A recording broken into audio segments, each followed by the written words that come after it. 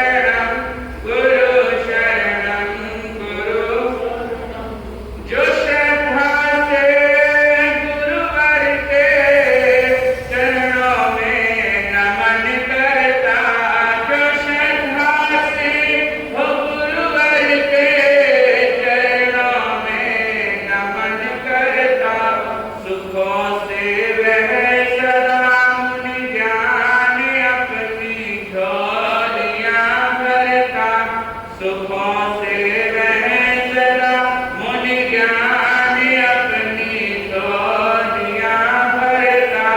गुरु शरणम गुरु शरणम गुरु शरणम गुरु शरणम गुरु शरणम गुरु शरणम गुरु शरणम गुरु शरणम गुरु शरणम गुरु शरणम गुरु शरणम गुरु शरणम। धर्म के बंधु, कला परोपकार के विषय में सुन रहे थे, जिसमें आपने सुना था कि भगवान महावीर ने परोपकार करने के और पुण्य लाभ करने के 9 रास्ते बताए हैं। लेकिन परोपकार भी वही कर सकता है जिसमें इंसानियत हो। आज इंसानियत देखने को बहुत कम मिलती है। जैसे रतन का मूल्य उसकी आभा पर आधारित होता है, ऐसे ही मानव का मूल्य उसके भीतर में रहती हुई मानवता पर आधारित होता है। परंतु आज मानव की शक्ल में अवश्य है, किंतु उसके भीतर में मानवता नजर नहीं आती। किसी ने सच ही कहा है कि सच लुट गया स्वप्न बाकी है, सच लुट गया स्वप्न बाकी है, शबनम की जगह तपन बाकी है। इंसान भी हैरत से परेशान है दोस्तों, इंसान भी हैरत से परेशान है दोस्तों। इंसान लापता सिर्फ कफन बाकी है, इंसान लापता सिर्फ कफन बाकी है। कि आज इंसान की शक्ल में इंसान तो ढूंढ रहा है, लेकिन उसके भीतर में इंसानियत ढूंढने पर भी नहीं मिलती। परोपकार से ही मनुष्य कहलाने लायक होता है। नीतिकारों ने कहा है, परोपकारेषु शून्यस्य धिक् मनुष्यस्य जीवितम् धन्योऽस्ते पशुओ येषां चरम परोपकारोति हि। आत्मा जीव लोकेस्मिन् को न जीवति मानवे वरं परोपकारात् यो जीवति स जीवति।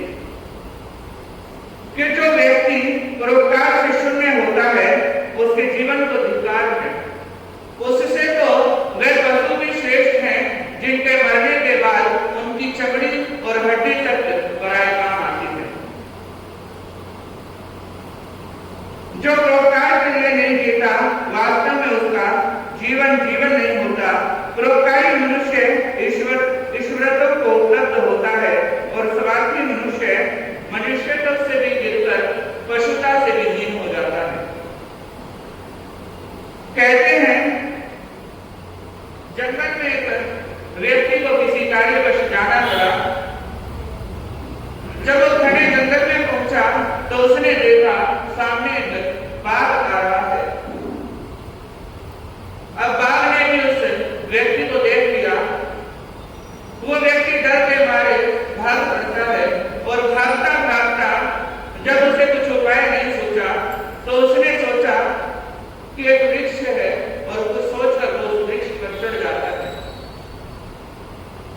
और कैसे वो वृक्ष पर चढ़ा, जिस डाली पर वो बैठा हुआ था, तभी वो देखता है कि साथ वाली डाली पर एक बंदर बैठा हुआ है। अब उसने सोचा अगर नीचे जाता हूं तो बाघ है, ऊपर बैठता हूं तो बंदर है। वो डर के मारे वहीं पर बैठ जाता है। नीचे बाघ भी इंतजार करता है।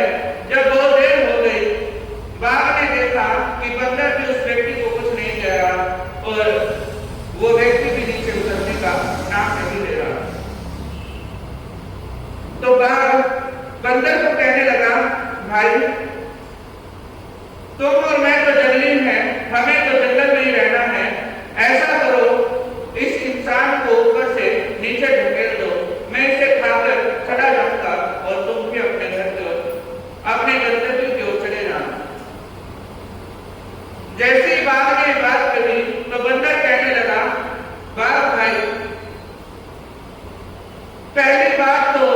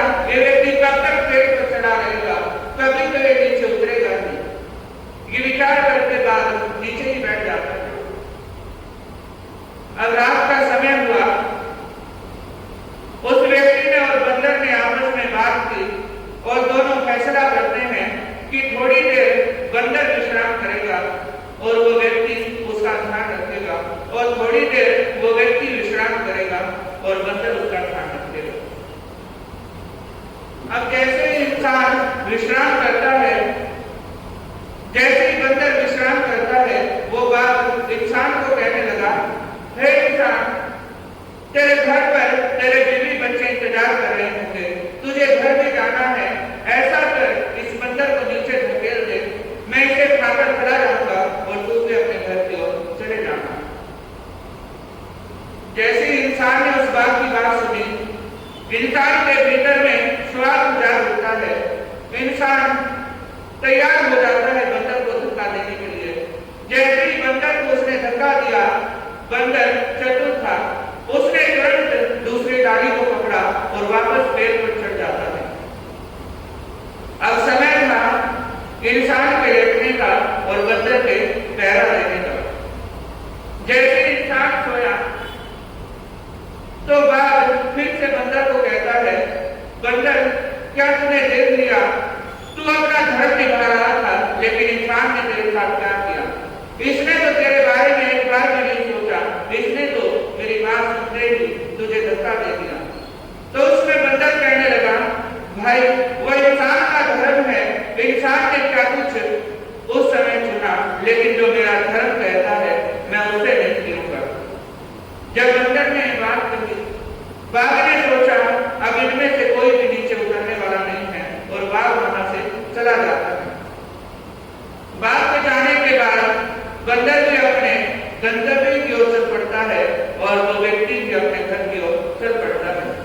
लेकिन जब व्यक्ति अपने घर की ओर जा रहा था, तब उसके मन में विचार आता है, एक और तो वह पशु है और एक और मैं इंसान हूँ। पशु अपने धर्म से नहीं गिरा, लेकिन मैं अपने धर्म से गिर गया। ये विचार करते हुए वो पश्चाताप करता है कि मैं तो इंसान की श्रेणी से भी नीचे गिर गया और नीचे भी इतना गिरा कि पशुता से भी मैं नीचे गिर गया। मैं तो पशु के जितना भी समझदार नहीं निकला। एक पशु ने मेरे जीवन की रक्षा की, लेकिन मैंने अपने दिमाग के वशीभूत होकर उस बंदर को मौत की ओर धकेल दिया। कहते हैं जब व्यक्ति स्वार्थ के वशीभूत हो जाता है, तब वो किसी का भला नहीं सोच सकता। वो केवल अपना ही भला सोचता है, अपने मतलब की बात सोचता है। इसलिए कहते हैं अगर कोई व्यक्ति स्वार्थी है तो वो अपने जीवन में कभी भी परोपकार नहीं कर सकता। परोपकार के संबंध में भारतीय दर्शन में कहा गया है, परोपकाराय फलन्ति वृक्षाः, परोपकाराय वहन्ति नद्यः, परोपकाराय दृढन्ति गावः, परोपकारार्थी शरीरम्। अर्थात परोपकार के लिए ही वृक्ष फलते हैं, परोपकार के लिए ही नदियां बहती हैं, गाय भी परोपकार के लिए दूध देती हैं और यह शरीर परोपकार के लिए ही दिया गया है। मनुष्य को जो शरीर मिला है वो परोपकार के लिए मिला है, वो दूसरों की सेवा सहायता करने के लिए मिला है, ना कि केवल अपना स्वार्थ साधने के लिए। साधारण लोग अपने ही हित साधना के लिए जीवन यापन कर देते हैं, लेकिन जो श्रेष्ठ पुरुष होते हैं, जो श्रेष्ठ मानव होते हैं, वो सदा दूसरों के लिए ही अपने जीवन को जीते हैं। कहते हैं अपना सर्वस्व लगा देने पर भी जो श्रेष्ठ पुरुष होते हैं वो तत्पर रहते हैं। मेरे दादा गुरुदेव चमत्कारी बाबा गुरुदेव जी प्रेम जी महाराज साहब, वो भी हमेशा अपने जीवन में परोपकार को आगे रखकर चलते थे।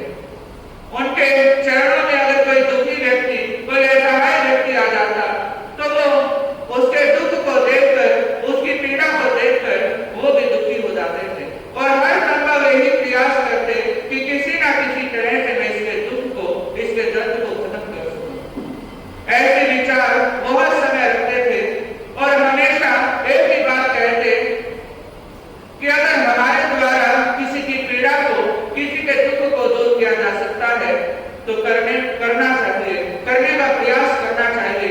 लेकिन जो व्यक्ति किसी दूसरे के दुख को देखकर, किसी दूसरे की पीड़ा को देखकर परेशान नहीं होता, उसे मानव नहीं कहा जा सकता। महाभारत के युद्ध की बात है, अंग देश के राजा का नाम था कर्ण। कहते हैं कर्ण परम दार्मिक थे। एक बार उनके नगर में भारी वर्षा होती है और इतने दिनों तक वर्षा चलती है कि उस समय अन्न तो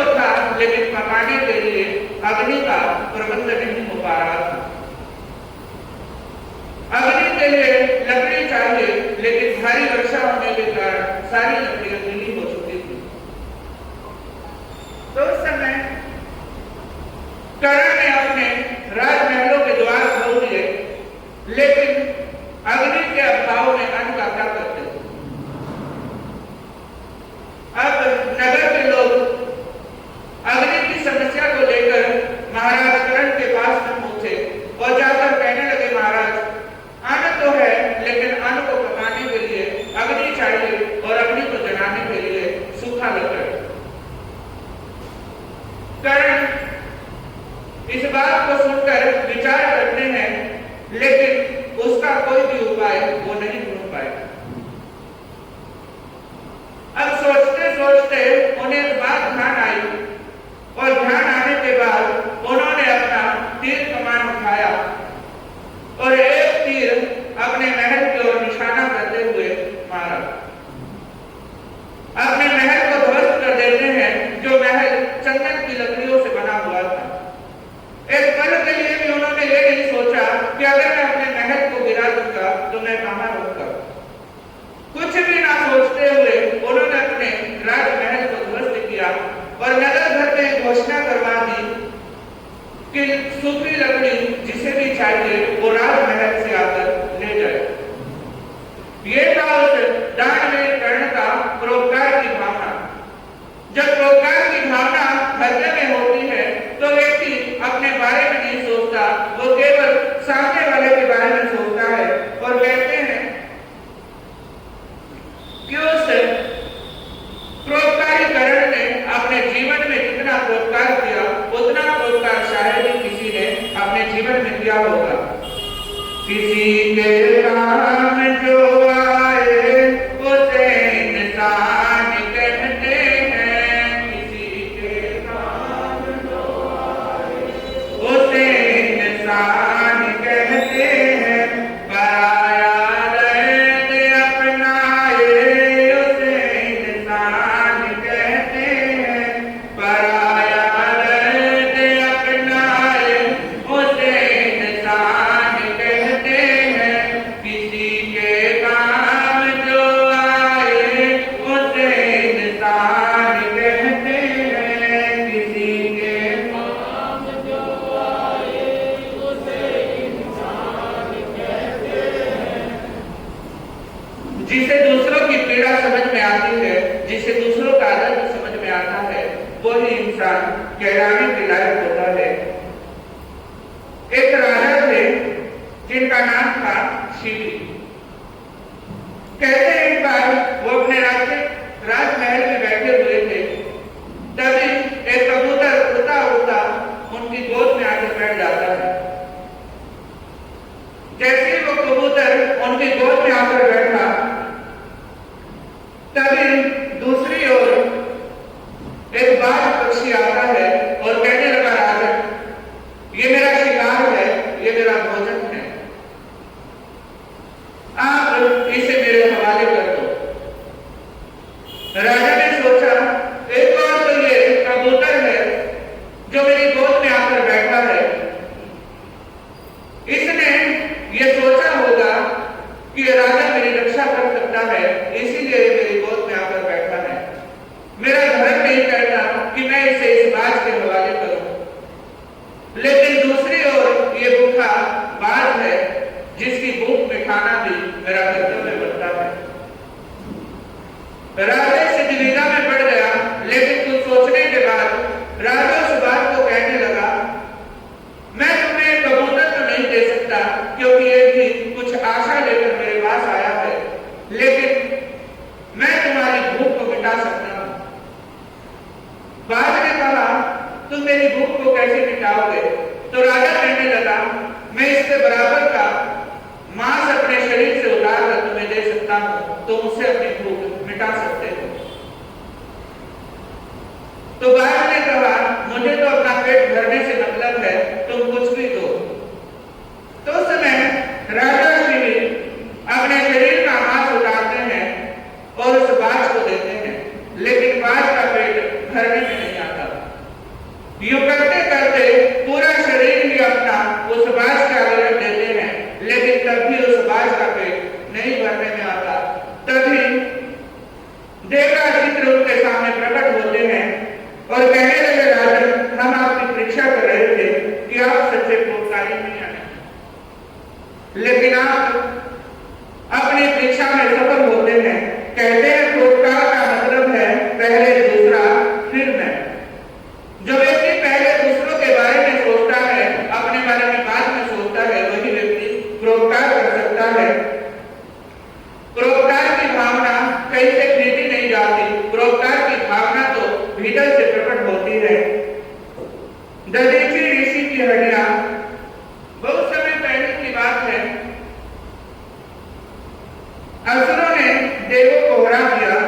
और देवता भागते भागते भगवान विष्णु के चरणों में पहुंचते हैं। जब भगवान विष्णु के चरणों में पहुंचे और अपनी सारी बातें कहते हैं तो उस समय विष्णु जी कहने लगे कि असुरों को सिर्फ और सिर्फ दधीचि ऋषि की जो हड्डियां हैं उनसे बना वज्र ही उन्हें मार सकता है। तो उस समय जो देवता थे वो सब देवता मिलकर दधीचि ऋषि के आश्रम में जाते हैं। तो उस समय दधीचि ऋषि तपस्या में बैठे हुए थे, साधना कर रहे थे। देवता दधीचि ऋषि को सारी बात बताते हैं। जैसे ही देवताओं ने सारी बात दधीचि ऋषि को कही, उन्होंने एक पल का विचार नहीं किया, वह तुरंत कहने लगे अगर मेरा शरीर मेरे समाज के लिए, मेरे लोगों के लिए काम आ सकता है तो ये मेरा शरीर समर्पित है। उसी समय वो योग माया से अपने प्राणों का त्याग करते हैं और अपना शरीर देवों के हवाले कर देते हैं। देव उनकी हड्डियों का वज्र बनाते हैं और उससे असुरों का नाश करते हैं। कहते हैं क्रोधकाल सबसे ऊंचा रूप है, समाज के लिए अपना सर्वस्व त्याग देना, अपना नाम, अपना शरीर की दांव पर लगा देना, यही क्रोधकाल की भावना है। और जिनके मन में क्रोधकाल की भावना होती है वही समाज के लिए, वही देश के लिए अपना सर्वस्व लुटाते हैं। अन्य किसी के भीतर भी इतना सामर्थ्य नहीं होता। कर्ण महाभारत के युद्ध के समय की बात है। जैसा कि आपने भी सुना था कि कर्ण परोपकारी थे, वो हर पल दान के लिए और परोपकार के लिए तैयार रहते थे। तो एक बार उनकी परीक्षा लेने के लिए देवलोक से देव आते हैं ब्राह्मण का रूप बनाकर और कर्ण के सामने कहते हैं कि हे कर्ण, मुझे आपके कुंडल और आपका कवच चाहिए, क्योंकि जो कर्ण जब पैदा हुए थे उसी समय से कुंडल और कवच धारण करके ही पैदा हुए थे। उनके शरीर में कवच पहले से ही पहना हुआ था। तो ब्राह्मण उनके सामने जाते हैं कि जो आपने कवच धारण किया हुआ है और जो कुंडल आपने पहने हुए हैं हमें वो चाहिए। कर्ण एक पल के लिए भी विचार नहीं करते, वह तुरंत जो खंजर उन्होंने ले रखा था उस खंजर से उस कवच को उतारते हैं।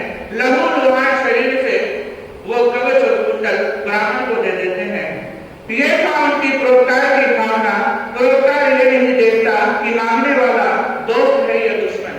परोपकारी तो सिर्फ ये देखता है कि मांगने वाले ने किस भाव से मांगा है और देने वाला किस भाव से देता है। अगर देने वाले के भाव भी ऊंचे हैं और देने वाले के भाव भी अच्छे हैं तो उस समय दोनों ही कल्याण के पात्र बनते हैं। लेकिन जो परोपकारी व्यक्ति होता है वो कभी भी अपने और पराये का भेद नहीं करता। उसे अगर देना है तो वो शुद्ध मन से, शुद्ध भावों से दे देता है। संत कबीर जी कहते हैं देने वाला है और देता दिन रहे। देने वाला और है जो देता दिन रहे। लोग धर्म हम पर धरे, या में हमारा कुछ न है। कि असली देने वाला तो ईश्वर है, हम तो बस माध्यम हैं। जब भगवान किसी को देता है तो उस व्यक्ति का भी कर्तव्य बनता है वो आगे उसे बढ़ाए, आगे किसी दीन दुखी असहाय व्यक्ति को दे।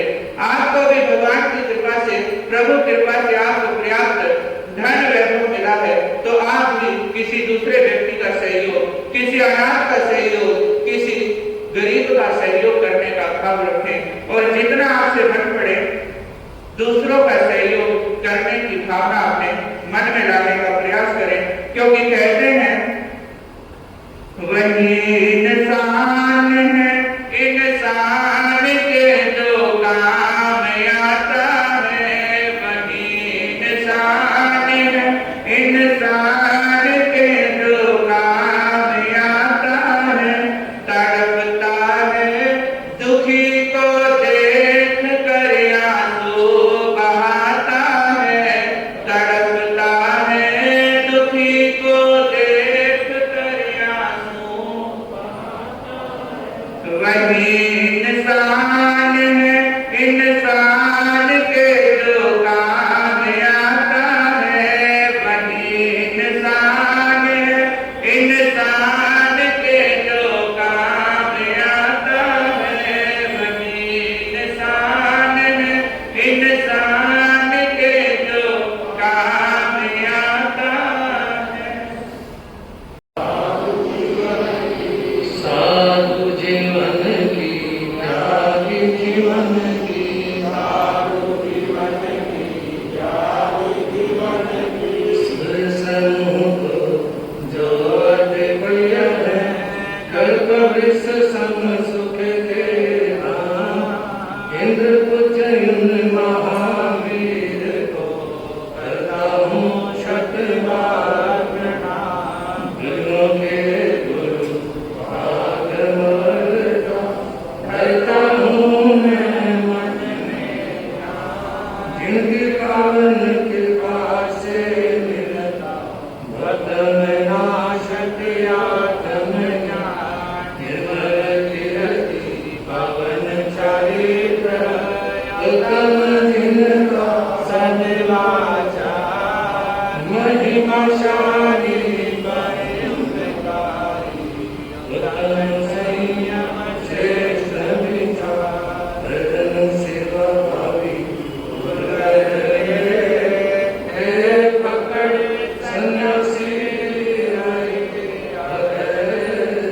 गगन गुंजा दो जयकारों से। गुरु प्रेम सुख बोलो।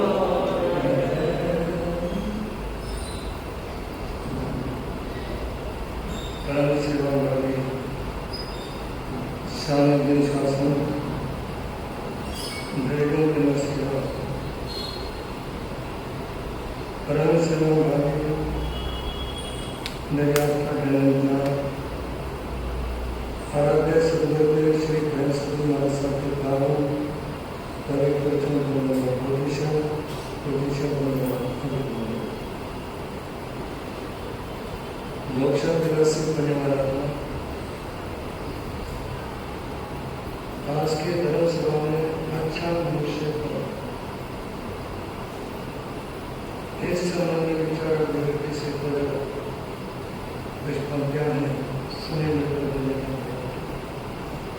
परम सेवा भावी ब्रह्म चेतुरे छोटाई बाबा श्री प्रेम सिंह जी और चिंतामणि परशुराम भगवान और तपस्या खुशी घोषणा की रंग मारे मैं तो प्रभु जी के रंग गयो रे। मैं तो प्रभु जी के रंग गयो रे। सभी मित्र बोलेंगे रंग मारे मैं तो प्रभु जी के रंग गयो रे। मैं तो प्रभु जी के रंग मेरे प्रभु तो चिंतामणि है। मेरे प्रभु तो चिंतामणि है। मैं तो सदैव निश्चिंत भयो रे। मैं तो सदैव निश्चिंत भयो रे। रंग मारे मैं तो प्रभु जी के रंग गयो रे। मैं तो प्रभु जी के रंग गयो रे।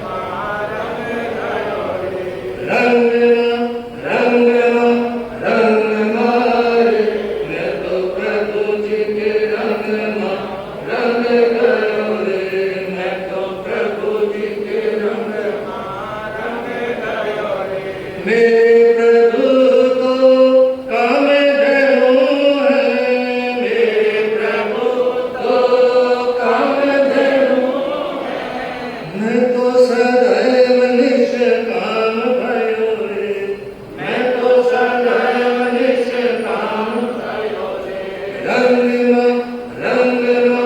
रंग मारे मैं तो प्रभु जी के रंग गयो रे।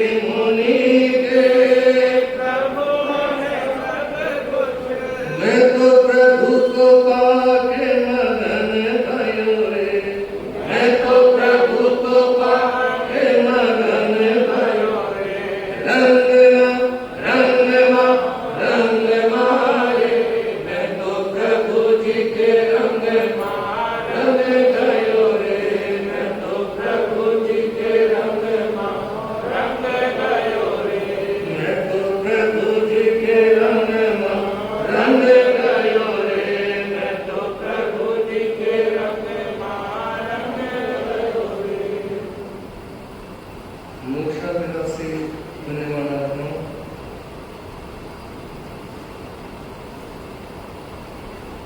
चार गतियों के मिलने को संसार बोलते हैं।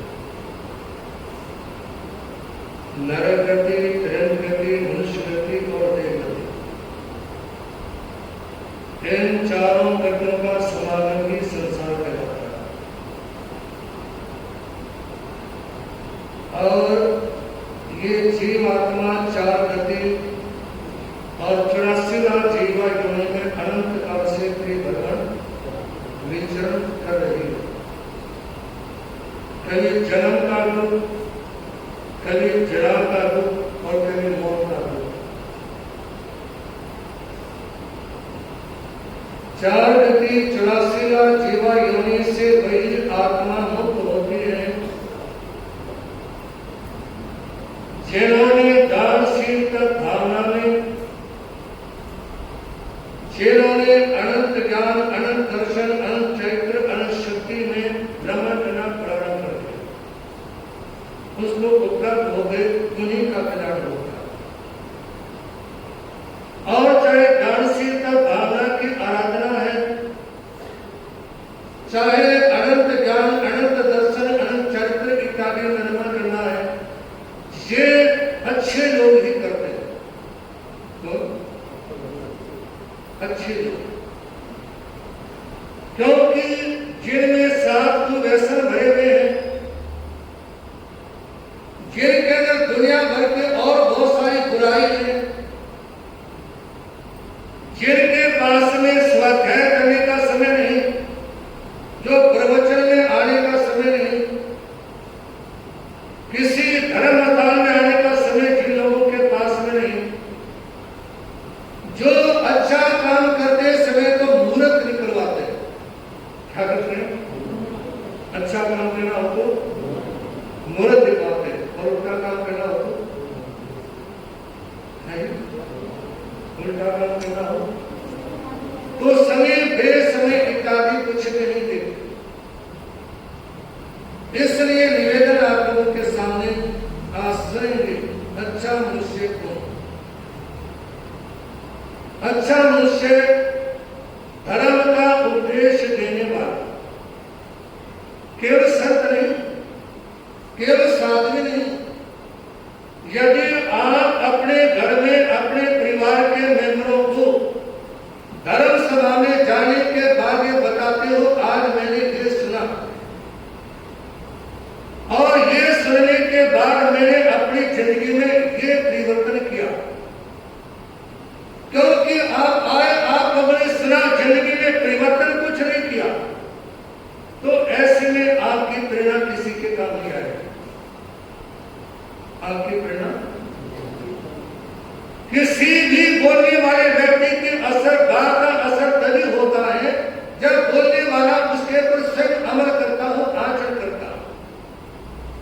आप लोगों ने सुना होगा ना, महात्मा गांधी के आत्मकथा में लिखा है, एक बहन अपने बच्चे को गांधी जी के पास लेकर आए, कहा कि इसके सिर में घोड़े फंसी बहुत है। गांधी जी ने कहा कि आप अगले सोमवार को लेकर आना बच्चे। वो बहन एक सप्ताह के बाद का गांधी जी ने बच्चे को कहा, सुनो, तुम ये बाजार की चीजें ज्यादा खाते हो, तुम गुड़ मीठा इत्यादि ज्यादा खाते हो, इसलिए तुम्हारे शरीर में फुंसी थोड़े ज्यादा होते हैं, इसको छोड़ दो। बच्चे ने कहा, आज के बाद में बिल्कुल भी सेवन नहीं होगा। तो इसके बाद चलने से पहले जैसे बच्चा आगे बढ़ा, पीछे मुड़कर उसकी मां गांधी जी के पास आई और कहती, सुनो महात्मा जी, ये बात तो आप पिछले सोमवार को भी कर सकते थे, ये बात पिछले मंडे को भी कह सकते थे कि गुड़ मिठाई इत्यादि ज्यादा नहीं खाना। गांधी जी ने कहा कि मैं पहले खुद ही बहुत खाता, पहले मैंने खुद छोड़ा, पहले खुद छोड़ा, इसके बाद बच्चे को कैसे बात मानी। तो सुनने सुनाने का असर तभी होता है जब सुनाने वाला उसके ऊपर अमल करता है। यहां तक कितनी हाथ नाचा नचा करके बात कर ली जाए, कितनी बढ़िया एक्शन के साथ में अपनी बात कर ली जाए, लेकिन जब तक व्यक्ति अपने आचरण को ठीक नहीं रखेगा ना, उसकी बातों का असर नहीं होगा। तो इसलिए आप अपने बच्चों को प्रेरणा दें। आपके धर्म स्थान में आना सार्थक तब होगा जब आपके पड़ोसियों के मन में विचार आए कि पता नहीं कहा जाते हैं, बिल्कुल ही बदल गए।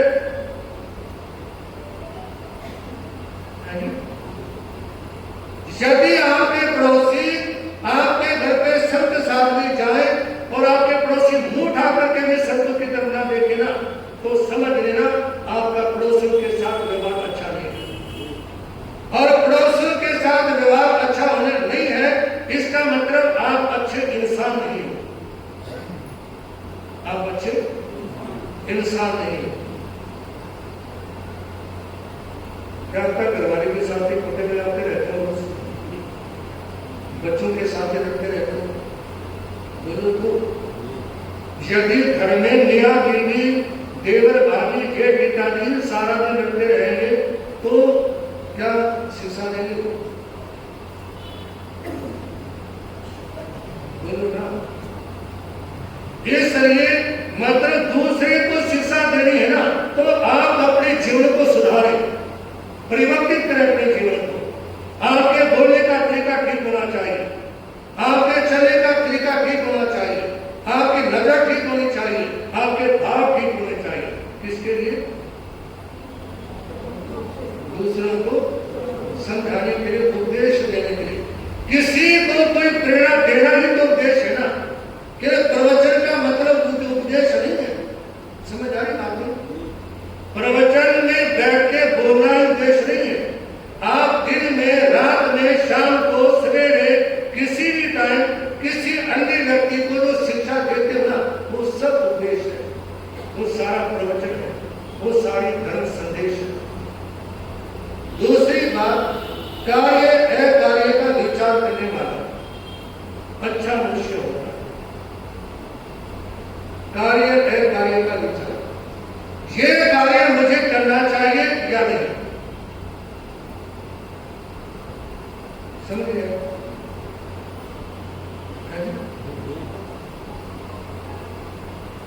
एक बार हम गुरुदेव की समाधि में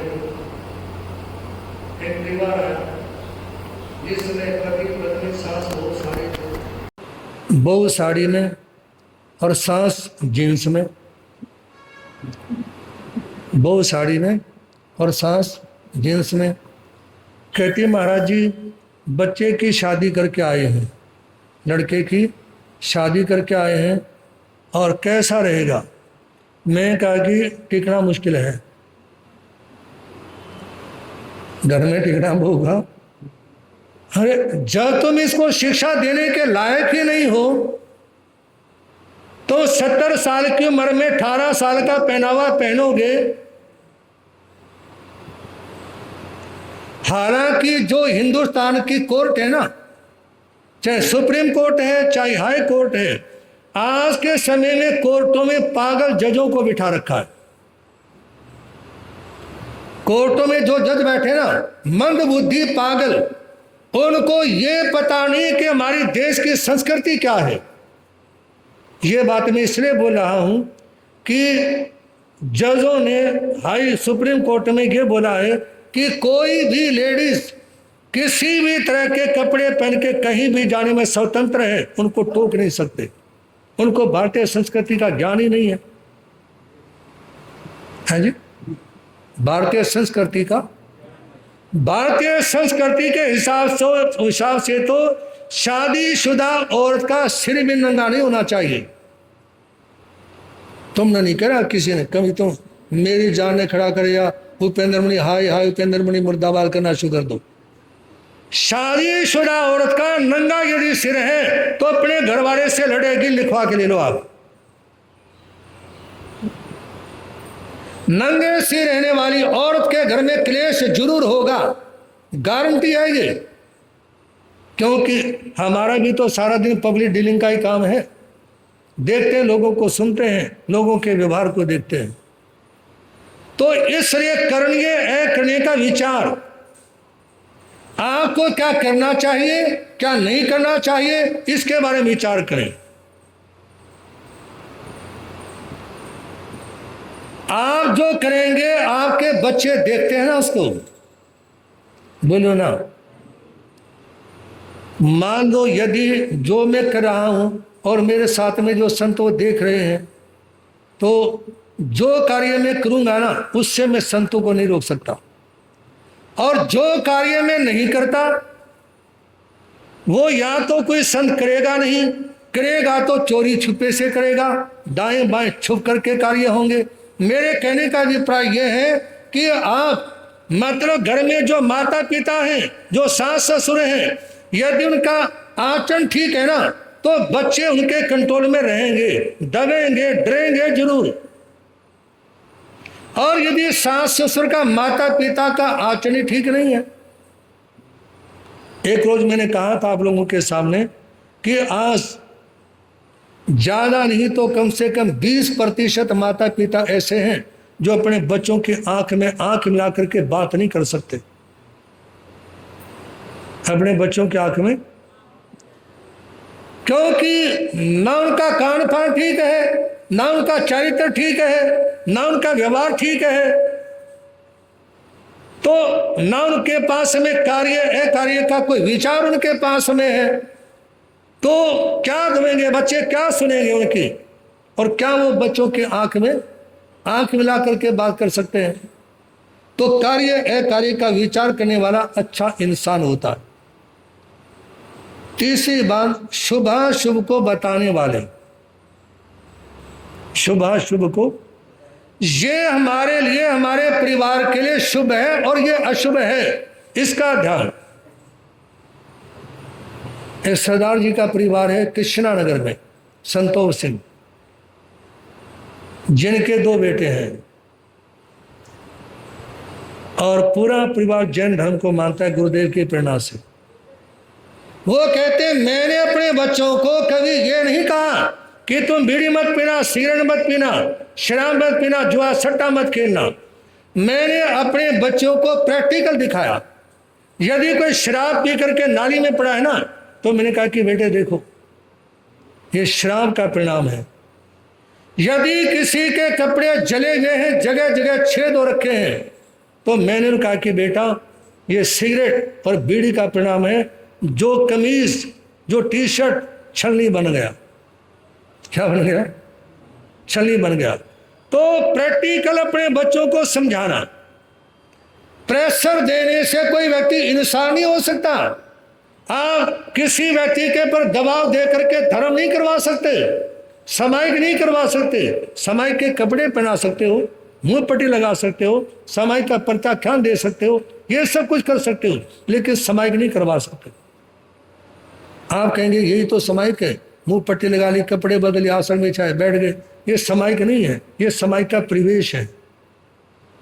क्या है? ये सामायिक नहीं है, ये सामायिक का परिवेश है। कपड़े बदलने में, मुंह पट्टी लगाने में कोई जोर नहीं लगता। जो लगता है अपने को कपड़ों के हिसाब से अपने मन को बदलने में, कपड़ों के हिसाब से। है जी, साधु के लिए ड्रेस इसीलिए तो अनिवार्य है ना कि जब कभी मन दाएं बाएं जाए ना, अपने वेश परिवेश को देख लो, मैं किस वेश में हूं, किस परिवेश में हूं।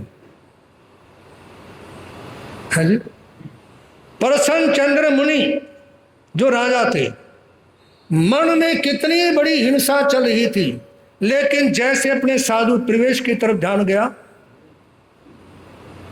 है जी, जैसे अपने साधु के वेश की तरफ ध्यान गया, उसी समय बोध की प्राप्ति हो गई, देवों की दुंदुभी बजने शुरू हो गई। तो इसलिए निवेदन है, शुभाशुभ को बताने वाले आप अपने परिवार में बच्चों को, बेटों को, बहू को बताएं, ये हमारे लिए शुभ है और ये अशुभ है, ये तुमने करना है और ये तुमने नहीं करना। अपने आचरण से बताएं। किससे? किससे बताएं? बंद कर ले जितने हो, अपने आचरण से बताएं। क्योंकि एक व्यक्ति जबान से बोलता है उसका असर नहीं होता। एक व्यक्ति का आचरण बोलता है, उसके जबान से बोलने की जरूरत भी नहीं रहती। उत्तर भारत के 3 संत तपस्वी पूज्य श्री बद्री प्रसाद जी महाराज साहब, सड़मना पूज्य श्री प्रेम मुनि जी महाराज साहब, गुरुदेव श्री प्रेमसु जी महाराज साहब, इन महापुरुषों का ऐसा जीवन था, इनको प्रवचन की जरूरत नहीं थी। प्रवचन कर ले तो भी, नहीं कर ले तो भी, क्योंकि उनका हर कदम ही प्रवचन था।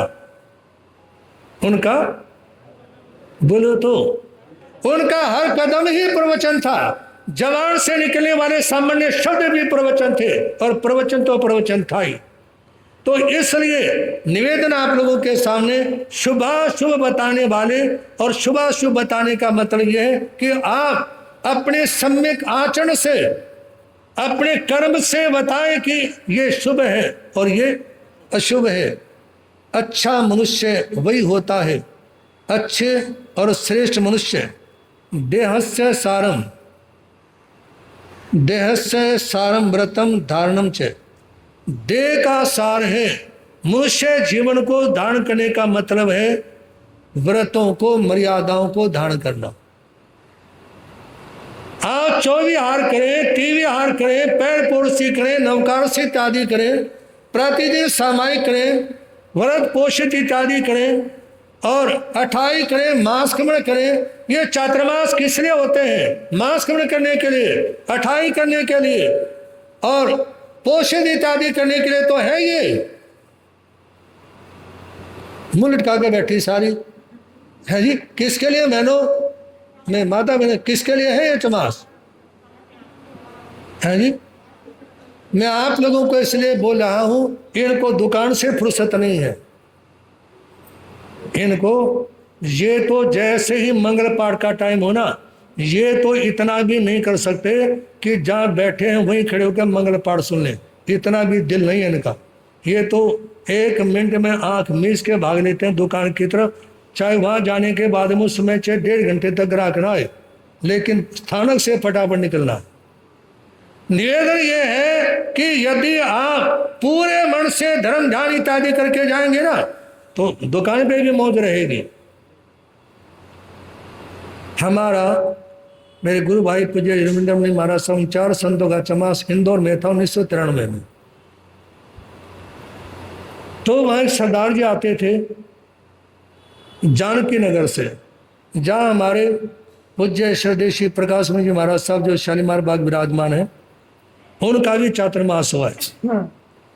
तो सरदार जी प्रतिदिन प्रवचन शुरू होने से पहले आके बैठ जाते पूरे परिवार के साथ, और जो सभी लोग वंदना कर लेते ना, बाद में वंदना करते। मैंने उनके सामने कहा कि सबसे पहले आते हो, सबसे बाद में वंदना करते हो। कहता महाराज मैंने धर्म का प्रभाव देख रखा है। कहा कि एक तो जब प्रवचन में जाना है तो शुरू से आखिर तक सारा सुनना है। क्या कहा? शुरू से आखिर तक सारा प्रवचन सुनना है, क्या पता किस महाराज जी की कौन सी बात काम आ जाए। दूसरी बात, जब घर से आ ही गए तो मत्था तसल्ली नाल टेकना है। एक तो फटाफट निकल गए, एक तसल्ली से मत्था टेका। और वो सरदार जी जिस समय यो जवान उम्र में थे ना, वो रहते थे रोपड़। रोपड़ में एक ज्ञानी जैल सिंह के नाम से कॉलोनी कटी है, ऐसा मैंने सुना है। ज्ञानी जैल सिंह के नाम से जो राष्ट्रपति हुए, उनके नाम से कॉलोनी कटी है। आप कहेंगे कि ये ज्ञानी जैल सिंह बीच में कहाँ से आ गया? तो सरदार जी जिनका नाम निरंजन सिंह, बड़े बेटे का नाम हरि सिंह, वो उन दिनों रोपड़ में रहते थे। रामदासिया, रामदासिया कहते हैं जो जूते चप्पल का काम करते हैं, हरिजन उनको बोलते हैं। तो पंजाब के श्री पूज्य श्री प्रेमचंद जी महाराज साहब की दीक्षा हुई और रोपड़ में, और जिस समय दीक्षा का जुलूस निकल रहा था ना, और रथ में बैठे हुए थे पूज्य पंजाब के श्री प्रेमचंद जी महाराज साहब, तो उन्होंने बाजार में से निकलने वाले लोगों में से किसी से पूछा, इस जवान को रथ में क्यों बिठा रखा, शादी और कुछ? कहा कि ये आज साधु बनेगा। उसने अपना काम छोड़ा और वो भी जुलूस में निकल गया। दीक्षा हुई, वेश परिवर्तन हुआ। इसके बाद जैन स्थानक में आए।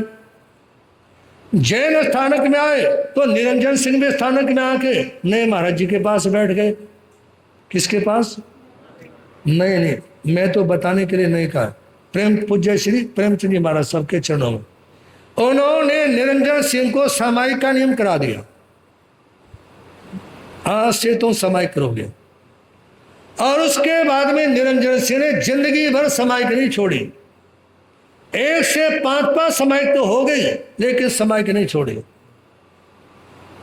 और महाराज साहब का चातुर्मास था, जिसमें सादरी सम्मेलन था ना, उसके बाद उन्होंने चातुर्मास किया रतलाम, मध्य प्रदेश।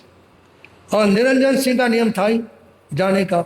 और रोपड़ में रहते हुए ये नियम था, यदि 40 किलोमीटर के एरिया में कहीं पर भी प्रेमचंद जी महाराज साहब हैं तो रोज जाना, प्रवचन में जाना। कहा कि कई बार तो मैं पड़ोसियों का साइकिल मांग के भी लेके जाता था, मैं प्रवचन में पहुंचना। रात में भी चलता था 12 बजे। समझ रही बात है। उसके बाद जब महाराज का चातुर्मास रतलाम में हुआ तो निरंजन सिंह जी दर्शन करने के लिए गए। नीचे कपड़े बदले, सामायिक ले में वेश परिवर्तन किया, प्रवचन हाल में गए। और जैसे ही प्रवचन हाल में गए ना, पूज्य पंजाब के श्री प्रेमचंद जी महाराज साहब ने कहा, निरंजन सिंह नजरे निहाल। नजरे निहाल का मतलब समझते हो? नजर ए निहाल। नजरे निहाल का मतलब नजर ए निहाल, मतलब आज से मैंने तेरे ऊपर ऐसी दृष्टि डाल दी, तू निहाल हो गया। नजर ए निहाल, नजर ए निहाल। आज से मैंने तेरे पर ऐसी दृष्टि डाल दी, तू निहाल हो गया।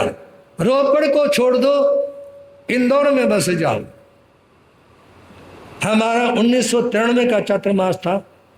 जो व्यक्ति रोपड़ से सिद्धूमल जैन से किराया लेकर के दर्शन करने के लिए गया हो, कहाँ? रतलाम में। और कुछ वर्षों के बाद में जब हमारा चातुर्मास हुआ ना, तो उनके पास में मतलब 400 एकड़ जमीन, 40 ट्रक, और उनके साथ में मतलब उनका बड़ा बेटा हरि सिंह, राष्ट्रपति के साथ में संबंध। एक ने पूछा उनसे कि निरंजन सिंह, तुम्हारे को सामायिक ने क्या दिया? कहा कि भाई बात सुन, जिस समय ज्ञानी जय सिंह के नाम से रोपड़ में कॉलोनी कटती थी ना, और उन्होंने उद्घाटन करने के लिए जाना था, वो राष्ट्रपति थे, तो उन्होंने कहा कि निरंजन सिंह तो मेरे साथ में चलना। किसने? ज्ञानी जय सिंह, राष्ट्रपति ने कहा कि मैं हवाई जहाज में बैठ करके इंदौर से उनके साथ में रोपड़ में गया। तो पूछने वाले ने पूछा ना रोपड़ में कि सामायिक ने क्या दिया? कहा कि सामायिक ने मेरे को जमीन से उठा के हवाई जहाज की यात्रा करवा दी है जी। जमीन पे चौराहे पे बैठने वाला व्यक्ति, और कहाँ बैठा है? हवाई जहाज में तो कोई भी बैठ सकता है, राष्ट्रपति के साथ में, हवाई जहाज में भी और राष्ट्रपति के साथ में भी। जब व्यक्ति अच्छा मनुष्य बनता है ना, और इस सारी बुराइयों को छोड़ता है, तो और कुछ मर्यादाओं को, कुछ वर्तों को धारण करता है, तो उस व्यक्ति का जीवन स्वतः ही आगे बढ़ता है। और निवेदन आपके सामने, कुलीन लोग, अच्छे मनुष्य आरंभ से अंत तक अपनी प्रतिज्ञाओं को भंग नहीं करते। मान लो किसी ने जो नियम कर लिए ना, चाहे दीक्षा लेते समय कर लिए हैं, चाहे श्रावक की वृत्ति में कर लिए हैं, जो नियम ले लिए ना, उनको सारी जिंदगी निभाना है। ये अच्छे इंसान की पहचान, चाहे कितनी ही प्रतिकूलता आ जाए, है जी। कितने लोग हैं, बहुत सारे नियम लेते हैं कि आज के बाद बीड़ी नहीं पीनी, आज के बाद सिगरेट नहीं पीना, आज के बाद में शराब नहीं पीनी। तीसरे दिन देखो फिर वही काम है जी, कंट्रोल नहीं हुआ। कंट्रोल करने का नाम ही तो नियम है। है जी, बोलो तो हाँ हूं कुछ तो कह लो। मर्यादा और नियम ये कंट्रोल करने को ही तो कहते हैं ना।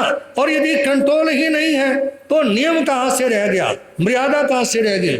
तो इसलिए निवेदन आप लोगों के सामने कि अच्छे मनुष्य आरंभ से अंत तक अपने नियमों को नहीं तोड़ते और जिनके साथ लगते हैं उनका साथ नहीं छोड़ते।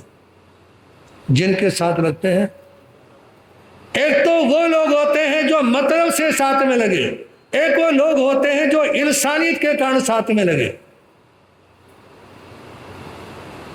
किसके कारण? आप सुन रहे थे सहदेव मणि के द्वारा, किसी के काम जो आए उसे इंसान कहते हैं, किसी के काम जो आए उसे। तो निवेदन आपके सामने, जो आरंभ से अंत तक साथ देते हैं वो सुख दुख के साथी होते हैं। किसके? सुख दुख के साथी, जो धर्म निभाते हैं। मान लो शादी हो गई, पति पत्नी सुख दुख के साथी हो गए। क्या हो गए? सुख दुख के साथी। और मान लो घरवाला बीमार हो गया या घर वाले का पैसा खत्म हो गया और घरवाली कहे ये मरता भी नहीं, इसको कुछ नहीं होता, 3 बार इसके छल्ले डल लिए फिर भी कुछ नहीं होता इसको। कैसा जीवन साथी है? या मान लो घरवाली है, बीमार हो जाए, कोई समस्या आ जाए, इस वास्ते हर एक व्यक्ति के साथ में जुड़ा है, ठीक है ना। और ऐसे में घरवाला अपनी घरवाली को पूछना बंद कर दे, गालियां देना शुरू कर दे, या उसको बिल्कुल ही अनदेखा कर दे, कहाँ पड़ी है, ठीक है नहीं है, क्या हाल चाल है, क्या रंग ढंग इत्यादि है। बोलो तो क्या जीवन साथी है? क्या साथ दिया? पूछ रहा हूं मैं आप लोगों से। कभी सोचो धमका भी, हमारी लाइन दूसरी, तुम्हारी लाइन दूसरी है, ठीक है ना। आप लोगों ने पति पत्नी का जीवन एक दूसरे को साथ देना, साथ निभाना। ऐसे ऐसे व्यक्ति भी देखे मैंने कि शादी के 4 साल के बाद में घरवाली बीमार हो गई और 40 साल हो गए बीमार में, ना वो खाना बना सकती है, ना वो कुछ काम कर सकते, ना कपड़े धो सकती है, उसके बाद भी पति साथ दे रहे हैं। वो कहते हैं महाराज जी जब आई थी तब तो ठीक थी, तब तो स्वस्थ थी, बच्चे होने के बाद में बीमार हो गई तो इसकी क्या गलती है? महावीर महावीर कहिए तेरे लग दे नहीं रपइए, महावीर महावीर। वो अच्छे लोग हैं जो सुख दुख में भी साथ देते हैं, वायदा निभाते हैं, समय समय पर सच्ची सलाह, सही परामर्श देते हैं, इसलिए वो आगे बढ़ते हैं, इसलिए वो आगे बढ़ते हैं, इसलिए उनकी तरक्की होती है। बंदे तूने जन्म जग में बड़े पुण्यों से पाया है, बंदे तूने जन्म जग में बड़े पुण्यों से, लाभ तो उठा ले इससे हीरा हाथ में आया है, लाभ तो उठा ले इससे हीरा। राखी का त्योहार नजदीक था, नजदीक ही होगा ना, रक्षाबंधन। तो एक भाई अपनी बहन की ससुराल में गया, क्या लेके जाते हैं वो, कुछ क्या बोलते हैं उसको, संधारा कोथली क्या कुछ बोलते हैं, संधारा है जी, संधारा। तो वो लेके गया, अपनी मासी मतलब बहन की सास से पूछा, मम्मी मतलब मासी मेरी बहन आपकी सेवा तो करती है? कहा कि बेटा और तो सारी बात ठीक है, चटोरी बहुत है। क्या कहने लगी? कहता है कि मलाई नहीं छोड़ती, घी नहीं छोड़ती, छाछ पी जाती है, दूध पी जाती है, मक्खन खा जाती है। मासी के पास से उठा, अपनी बहन के पास में गया, कहता है बहन बात सुन, तू भी भोली है। अरे इतनी सारी चीजों का नाम करवाना जरूरी है क्या? ढंग से दूध पी लिया कर, मोबाइल छोड़ दो, मोबाइल छोड़ दो, बाद में देख लो। कहा कि दूध का, मलाई का, मक्खन का, लस्सी का नाम करना जरूरी है क्या? ढंग से क्या पी लिया कर। उस समय क्या आ गई, क्या चीज आ गई? लेकिन मन है, मन है, बोलो तो मन है मानता नहीं। महावीर महावीर कहिए, तेरे लग दे नहीं रुपये।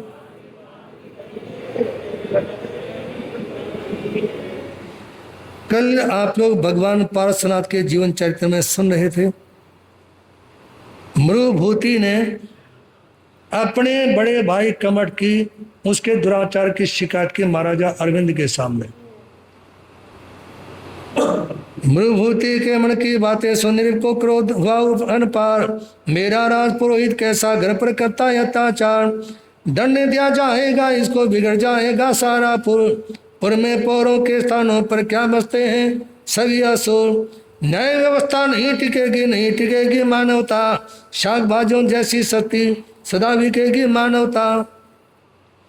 जैसे ही मृभूति के अपराध के बारे में महाराजा अरविंद ने सुनाना, तो सोचने लगे कि इतने बड़े पद के पर आसीन होने के बाद यदि एक पुरोहित, एक राज के सम्मान से सम्मानित व्यक्ति इतने बड़े बड़े अपराध करेंगे, तो धीरे धीरे सारी न्याय व्यवस्था ध्वस्त हो जाएगी, सारा वातावरण खराब हो जाएगा।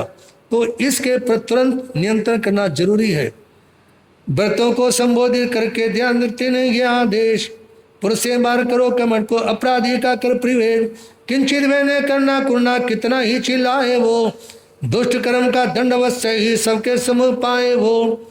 सेवक गए कमठ को पकड़ा, बतलाया सारा अपराध, छिन कण गर्द पर बिल्ला करते जाते ऐसा नाम, फुट्टा ढोल बजाते चलते घुमा रहे चौराहों पर, राज पुरोहित की लीलाएं आई आज निगाहों पर। क्या है कहते कहते घर से लोग निकल आए, देखा तो बोले यो अपनी करनी का ये फल पाए। अच्छा क्या नृत्य ने ऐसे अपराधी को दंडित कर, गधे चढ़ाकर काला मुकर खूब कमाया मुंडित सिर। उस समय राजा अरविंद ने अपने सेवकों को, सिपाहियों को बुलाया और आदेश देते हुए कहा कि सुनो, कमठ को गिरफ्तार करो, और वो कितना ही गिड़गिड़ाए, कितना ही चिल्लाए, छोड़ना नहीं। उसे दुष्ट को उसके कर्म की सजा अवश्य ही देनी होगी। सेवक गए, कमठ को पकड़ा, कान में से छेद कर दिया, कान में से छेद कर दिया, और गधे पे बिठाया उल्टा मुंह करके, जिस दिशा में गधे का मुंह होता है उसके विपरीत दिशा में, और फूटा हुआ ढोल गले में पहनाया, गले में डाल दिया, टूटे फूटे जूतों की माला गले में डाल दी, और उस समय हर चौराहे के पर फूटे हुए ढोल को बजाते हुए उसके क्या कर्म थे उसके बारे में घोषणा करते हैं। राज पुरोहित की क्या गलती थी, उससे गलती के बारे में बताते हैं, और फिर अगले चौराहे की ओर बढ़ जाते हैं। और जैसे ही लोग घोषणा सुनते हैं ना, अपने घरों से आदमी औरतें मतलब दौड़ दौड़ करके आते हैं। और सज्जनों याद रखना, अच्छा काम हो तो उसकी तरफ लोगों का ध्यान नहीं जाता, और कोई उल्टा काम हो तो है जी, संत संदेश दे रहे हों तो हो सकता है लोगों को नींद आनी शुरू हो जाए, लेकिन मंच के पर ढोल की बजनी शुरू हो जाए तो बाहर जाने वाले व्यक्ति भी अंदर प्रवेश कर जाते हैं, क्योंकि लोगों को नाच गान इत्यादि ही पसंद है।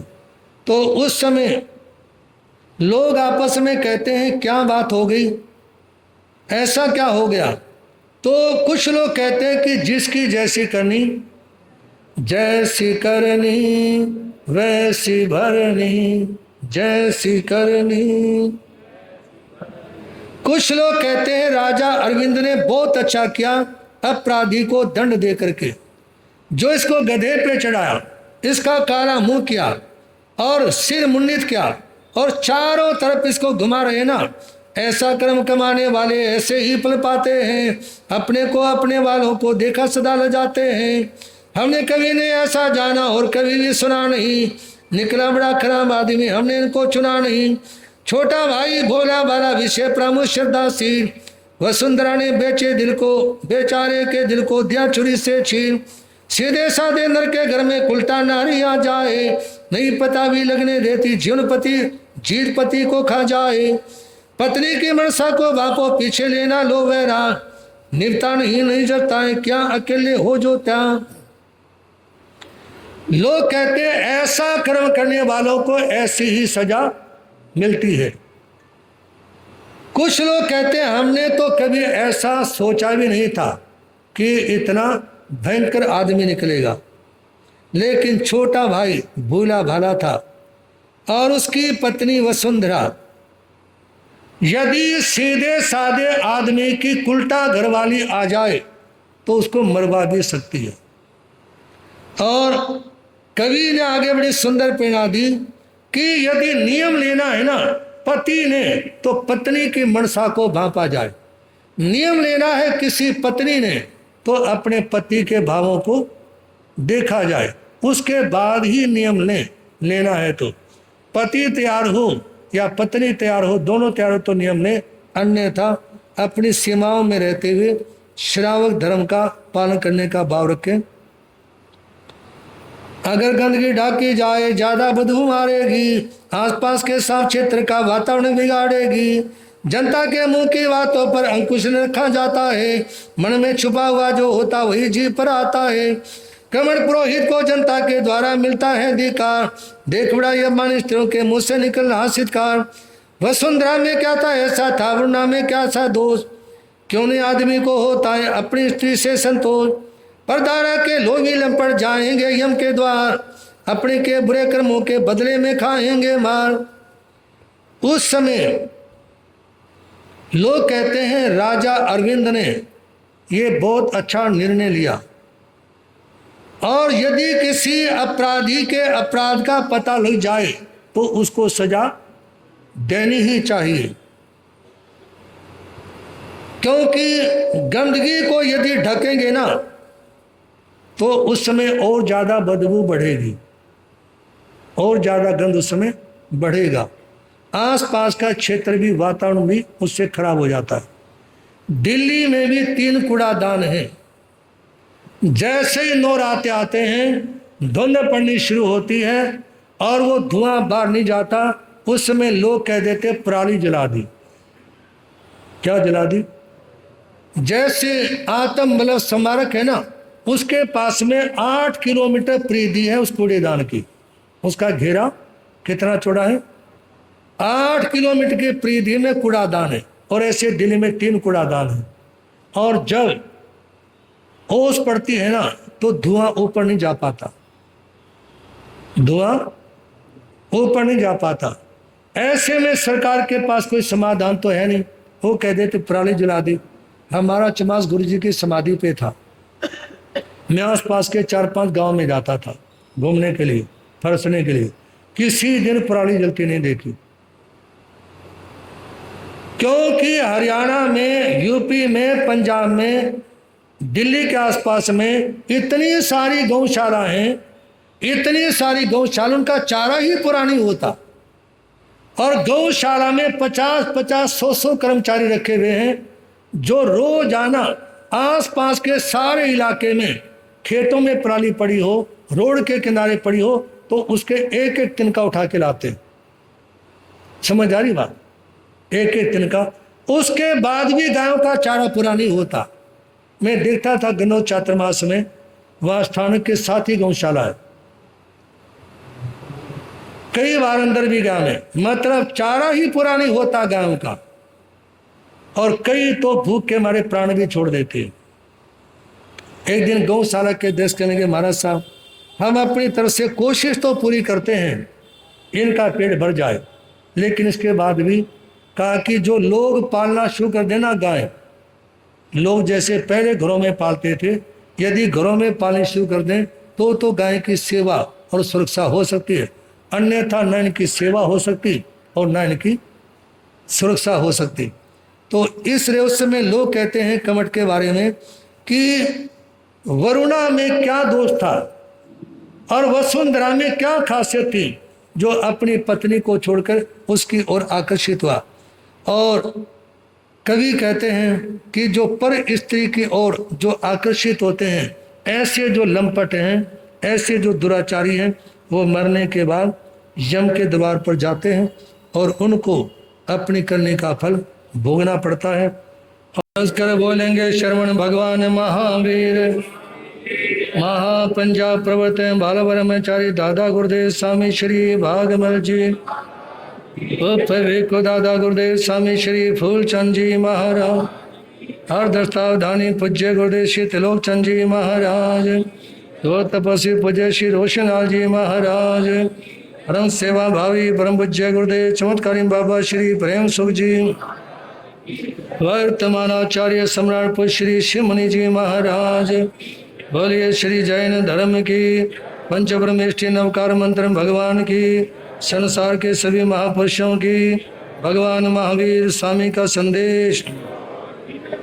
श्री चतारी मंगलम हरिहंता मूलम सिद्धा मूलम साहु मूलम केली बंधो धम्म मूलम चतारी लोतमा रिंदालोतमा सिद्धालोतमा सालोतमा केवली प्रणतो धम्मलोतमा चतारी शरण भोज्यामि हरिहंते शरण भोज्यामि सिद्धे शरण भोज्यामि साहु संभोज्यामि केवली प्रणतो धम्मो शरण भोज्यामि हरिहंतों का शरणा सिद्धों का शरणा साधुओं का शरणा दया धर्म का शरणा ये चार शरण दुख और नाशा।